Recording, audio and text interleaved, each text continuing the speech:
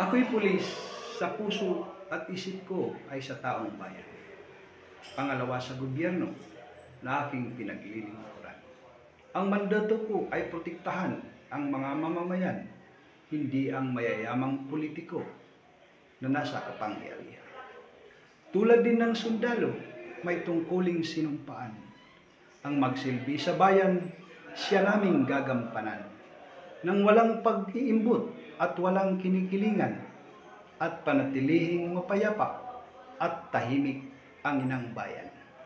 Ikaw, ako, at maging sino ka man, ninanais natin ang manirahan sa mapayapang bayan. Pero bakit ngayon sa ating kasalukuyan, kapwa Pilipino, sa prinsipyo't paniniwala ay naglalaban-laban? Sa pagkakawatak-watak, politika ang dahilan.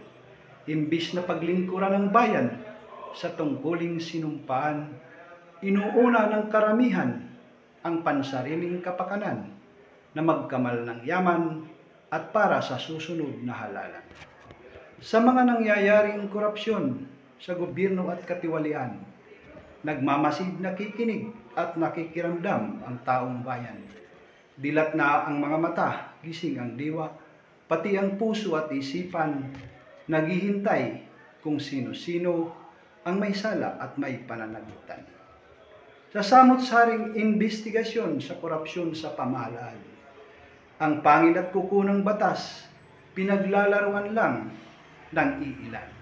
Ningas kugon, paikot-ikot lang, walang direksyon, pilit na may pinagtatakpan, at sa dulo, maaaring makalusot ang tunay na may pananagutan. Pero ang matandang nagnakaw ng mangga kamakailan, agad ikinulong, hinusgahan dahil mahirap lang.